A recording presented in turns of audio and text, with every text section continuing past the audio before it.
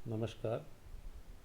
आज की इस वीडियो में हम कक्षा एकादशी विषय जीव विज्ञान अध्याय 6 जिसका भाग 2 है, प्रकरण सरल एवं जटिल ऊतक, इनके बारे में हम अध्ययन करेंगे।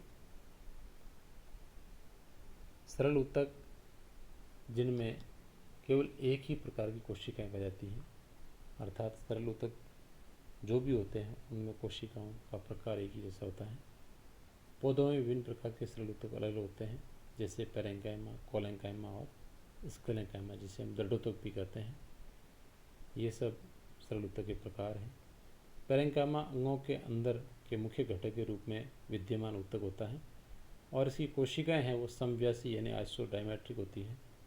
ये कोशिकाओं की विशेषता होती है। देखिएगा, ये आकार में गोलाकार हो सकती है और कोणाकार भी हो सकती हैं। इनके बीच में वैसे ये कोशिकाएं आपस में एक दूसरे से सटी हुई होती हैं, फिर भी इनके बीच में इंट्रासेलुलर स्पेस या अंतरा कोशिकीय स्थान देखिएगा, जगह जगह पर ये पाया जाता है। इनका आकार गोलाकार, अंडाकार, बहुकोणीय या लंबाकार हो सकता है और इनकी भित्ति पतली होती है और सेलुलोज से बनी होती है। यानी जो पैरेंकाइमा कोशिकाएं होती हैं उनकी भित्ति दीवार यानी पतली होती है और सेलुलोज से बनी होती हैं। ये काफ़ी सटी हुई होती हैं एक दूसरे के साथ कोशिकाएं, फिर भी इनके बीच में थोड़ा अंतराकोशिकीय स्थान इंट्रासेलुलर स्पेस पाया जाता है। पैरेंकाइमा बहुत से कार्य करती है, जैसे प्रकाश संश्लेषण करना, संचय करना यानी भोजन का स्टोरेज करना या पदार्थों का स्टोरेज करना, स्त्रवण करना यानी कोई पदार्थों का सिक्रेशन करना, ये इनके कार्य होते हैं। कोलेंकाइमा दूसरा जो सरल ऊतक है, ये प्राय द्विबीजपत्री जो पादप होते हैं उनकी बाह्य त्वचा के जस्ट नीचे की और पाए जाने वाले कोशिकाओं की सतह होती है और चकती रूपी आकार में होती है। इनकी कोशिकाओं की भित्ति है वो पतली होती है, लेकिन इनके कोनों पर सेलुलोज के और हेमीसेलुलोज और पेक्टिन का जमा होने से और कोने हैं वो मोटे हो जाते हैं। कोलेंकाइमा की कोशिकाओं का आकार अंडाकार, गोलाकार या बहुकोणीय हो सकता है। ये इनकी आकार की विशेषता होती है। देखिएगा इनके डायग्राम में, और इनके कोनों में ये देखिए सेलुलोज, हेमीसेलुलोज या पेक्टिन के जमा होने के कारण कोने मोटे हो जाते हैं। बाहर की ओर कोशिका भित्ति बीच में खाली स्थान और रसदानी कहलाती है और जीवद्रव्य भरा था प्रोटोप्लाज्म के रूप में कोलेंकाइमा की स्थिति है। इनमें प्राय क्लोरोप्लास्ट यानी हरित लौह पाया जाता है और इनकी कोशिकाओं में जब क्लोरोप्लास्ट स्थित होता है तब ये भोजन का स्वांगीकरण भी कर सकती है, यानी जो भोजन होता है और उसको उपयोग में लेकर इनके पदार्थों के छोटे छोटे घटकों के रूप में अलग अलग करना। इनमें अंतराकोशिकीय स्थान नहीं होता, ये इनकी विशेषता होती है। जिस प्रकार पैरेंकाइमा में होता है वैसे इनमें नहीं होता। ये पौधों की वृद्धि हो रहे भागों जैसे कि शैशव तना यानी जो एकदम नया पादप जो उगता है उसका तना जैसा होता है उसे शैशव तना कहते हैं। पत्ती का वृंत इनके अंदर ही पाए जाते हैं और यांत्रिक सहारा प्रदान करती है, ये इनकी विशेषता होती है। स्क्लेरेंकाइमा ये लंबी संकरी कोशिकाएं होती हैं और इन कोशिकाओं की भित्ति है वो मोटी होती है और लिग्निनी होती है, यानी लिग्निन नामक पदार्थ का उसके ऊपर जमा होता है, इसलिए मोटी होती है।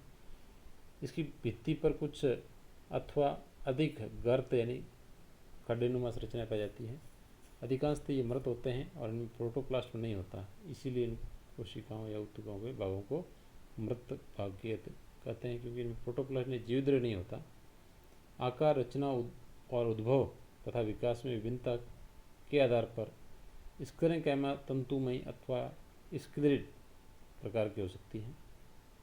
आकार में, रचना में और उद्भव और विकास के अंदर अलग अलग भिन्नता होने के कारण ऐसा होता है।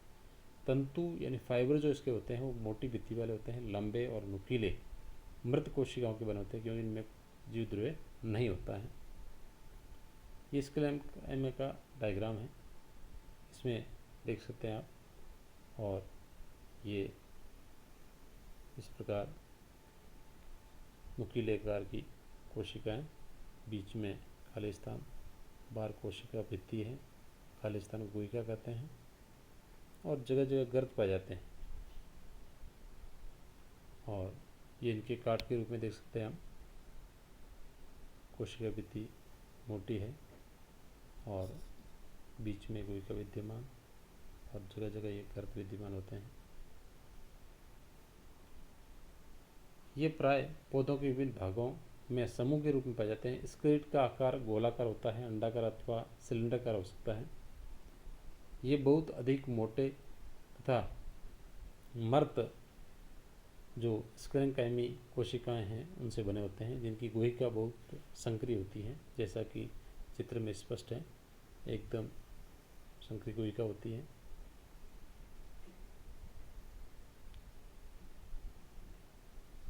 ये प्राय गिरीदार फलों की फल भित्ति की कोशिकाओं, फलों जैसे अमरूद, नाशपाती, चिक्कू के गुद्दे और लेग्यूम के बीजों के आवरण तथा चाय की पत्ती में पाए जाते हैं। ये उत्तक की जो कोशिकाएं हैं इनमें मुख्य रूप से पाई जाती हैं। इसके अंदर आप पौधों को यांत्रिक सहारा प्रदान करते हैं, ये भी इनकी विशेषता है। अब है जटिल उत्तक।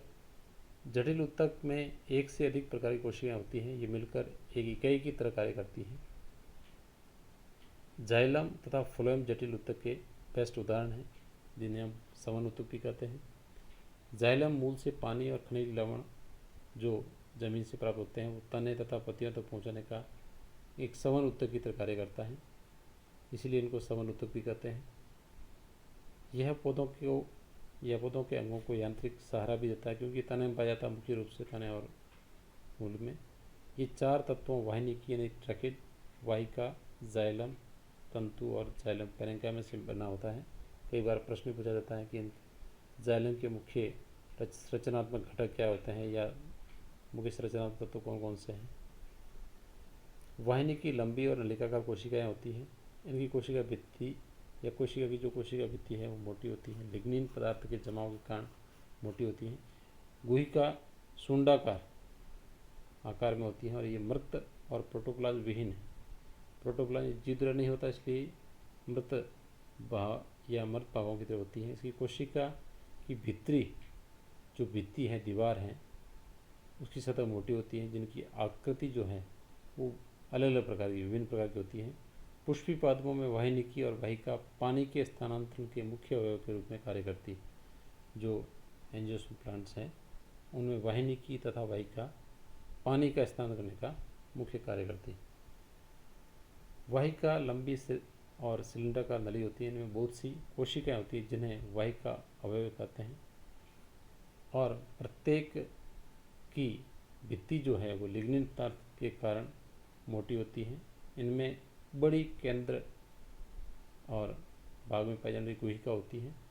वाहिका में प्रोटोप्लाज्म नहीं होता, इसलिए मृत होती है, यानी मृत भाग की तरह होती हैं। ये लंबवत एक दूसरे के साथ छिद्रित रूप से पाइप की भांति जुड़े रहते हैं, और वाहिका का होना एंजियोस्पर्म का प्रमुख गुण है। ये बिंदु आप नोट कर लीजिएगा। वाहिका की उपस्थिति एंजियोस्पर्म पादपों की विशेषता होती है। इसमें बिंदु और बताया कि लंबवत एक दूसरे के साथ छिद्रित पाइप की भांति जुड़े रहती है, यानी अनुप्रस्थ रूप से जल को अगर भेजना है तने के अंदर पूरे भाग में, तो इस प्रकार छिद्रित होना आवश्यक होता है। ये जाइलम की ट्रकिट और वाहिका का डायग्राम दे रखा है, इसमें आप देख सकते हैं। देखिएगा ये छिद्रित भाग है पूरा, और ये खोखले गोले की तरह इस प्रकार ये ट्रैकिड है, इसकी रचना है छल्ले के रूप में। ये जाइलम के मुख्य अवयव हैं। अब जाइलम तंतु की भित्ति जो है वो मोटी होती है तथा इसकी केंद्रीय गुहिका विलुप्त होती है, यानी नगण्य होती है। ये पट्टीय तथा अपट्टीय दोनों प्रकार की हो सकती हैं, या तो बीच में जगह जगह पट पाए जाते हैं अथवा अपट्टीय भी हो सकती है। जाइलम पैरेंकाइमा कोशिकाएं जीवित होती है। ये जाइलम में पाए जाने वाले जीवित जो भाग होते हैं, इनकी भित्ति पतली और सेलुलोज से बनी होती है। इनमें स्टार्च, वसा और अन्य पदार्थ जैसे टैनिन है, भोजन के रूप में संचित रहता है। पानी का तृतीय सवन पैरेंकाइमा कोशिकाओं के द्वारा होता है, यानी जो जल है वो तृतीय भाग में यानी अनुपस्थ रूप से जो सवन होता है वो पैरेंकाइमा कोशिकाओं के द्वारा होता है। ये जाइलम के अंदर इनकी विशेषताएं होती है। अब है प्राथमिक जाइलम दो प्रकार का होता है, आदि दारू यानी प्रोटोजाइलम और मेटाजाइलम। सबसे पहले बनने वाला जो जाइलम का भाग है उसे प्रोटोजाइलम कहते हैं और बाद में बनने वाले भाग को हम मेटाजाइलम कहते हैं। तने में प्रोटोजाइलम केंद्र भाग की तरफ तथा मेटाजाइलम परिधि की ओर होता है, ये तने के अंदर और जाइलम की विशेषता होती है। इसी प्रकार के जाइलम को मध्य आदि दारू कहते हैं। मूल में प्रोटोजाइलम परिधि की तरफ होगा तो मेटाजाइलम अंदर की तरफ होगा। इस प्रकार का जो जाइलम की उपस्थिति या स्थिति होती है उसे हम बाह्य आदि दारू कहते हैं। आज की इस वीडियो में इतना ही पढ़ेंगे। अब है अभ्यास प्रश्न। पहला, सरल उत्तक कौन कौन से होते हैं। दूसरा, समन उत्तक किसे कहते हैं। तीसरा, जाइलम के संरचनात्मक घटक कौन कौन से हैं। और चौथा है, जाइलम के कार्य बताइए।